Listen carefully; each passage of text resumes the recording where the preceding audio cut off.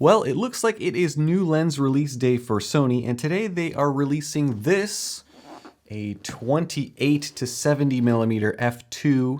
You heard that right, not an f2.8, it is an f2, and it is a G Master, and it is big.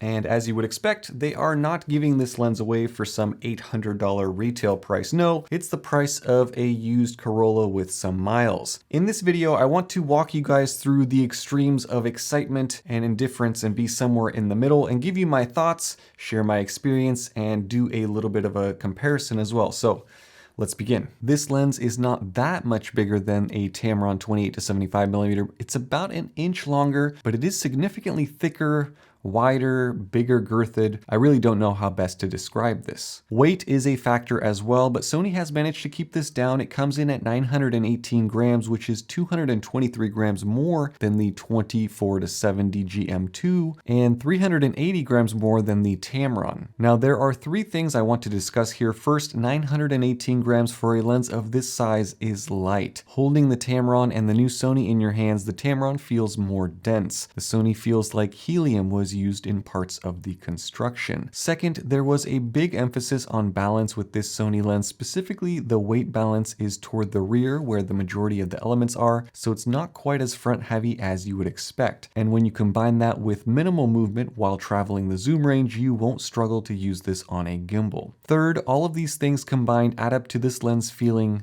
I hate to say it, but a little bit cheap. It's not that it's in the finishes or in the materials, because those are all typical G Master, good plastics and rubbers and glass, but you expect it to weigh more, and when it doesn't, it throws you off a little bit. It reminds me of a time when I walked into a watch store and I tried on a Grand Seiko Snowflake. That is a $6,000 watch, and I'm not flexing, I didn't buy it, but I tried it on, and it didn't make much sense because it was so light on my wrist. It gave off the initial impression, at least, of being made out of plastic, but it's because it's made out of titanium, which is roughly 30% lighter than steel.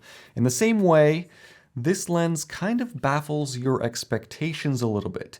In the end, wearing a lighter watch is nice, as is carrying around a lighter lens.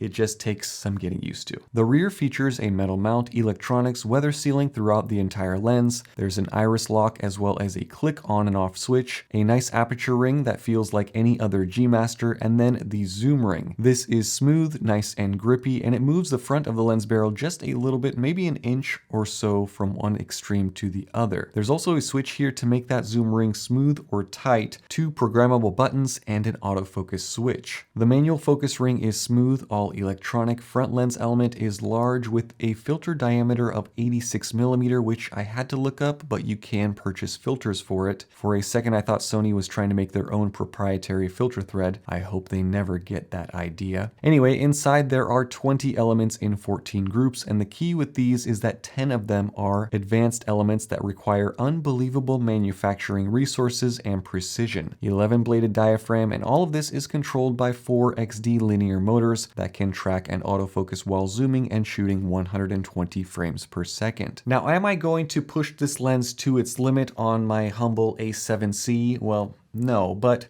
let's see how some photos and some videos look with that combination. Ready, set, go.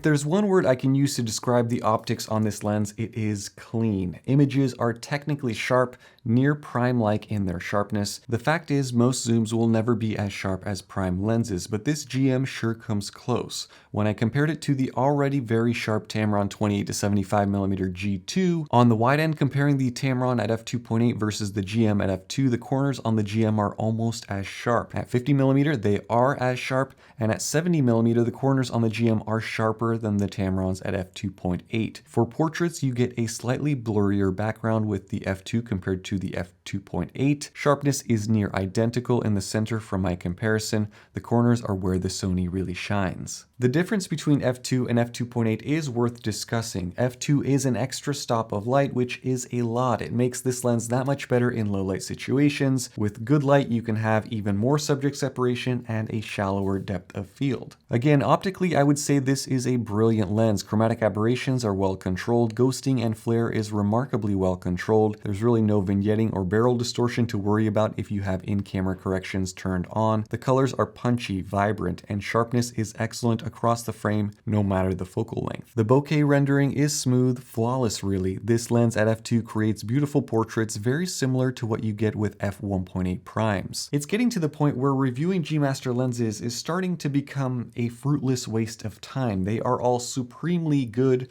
All of the G Masters really released in the last 3 to 4 years are incredibly good. I remember when Canon L glass was so far ahead of everyone else, everyone wanted that red ring around the front of their lens, but nowadays G Master is at the top of the game.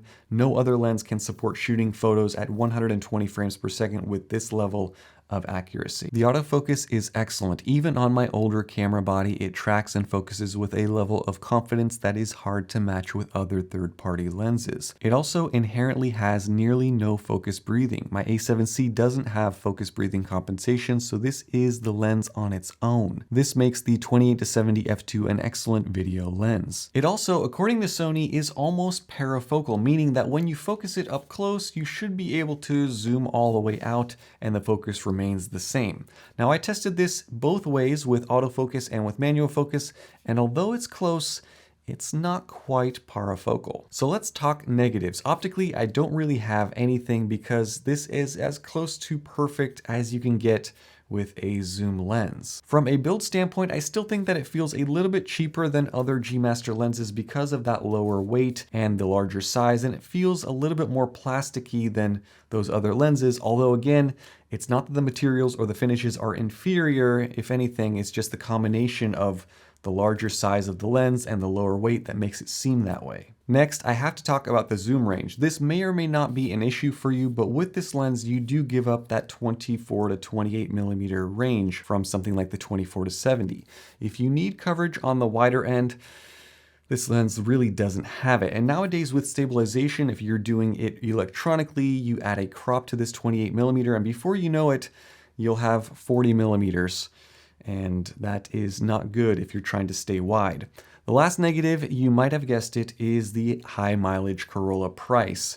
This lens is coming to the market with an estimated price of $2,800 US, but that may change as I'm recording this video almost a full month ahead of the launch date. Now, there are two ways to look at this. One way, this is $3,000, and that's a lot for a lens. The second way is that the 24 to 70 GM2 is $2,300, so this lens is only an extra $500 for that extra stop of light, though the range is a little bit more narrow. Now, whether that is worth it will come down to the person. I used this lens on a commercial interview set with a buddy of mine who has a production company, and it performed brilliantly. This is right up his alley. He needs a reliable zoom that produces clean results on his FX6, but for me and my A7C, this lens is overkill. I could see this being extremely popular with wedding videographers, with commercial shooters, for live events. There is definitely a market for this, and I'm sure there will be quite some excitement in the community for this lens, but let me know what you guys think down in the comment section. Are you interested? Are you buying this? Are you replacing your 24 to 70 if you have one with this? Kudos to Sony for developing something like this. It's really a testament to their engineering capabilities. It's a very, very cool lens. And bigger kudos go out to you guys for watching this video. Thank you so much. Stay tuned for more. Have a nice day. Bye-bye.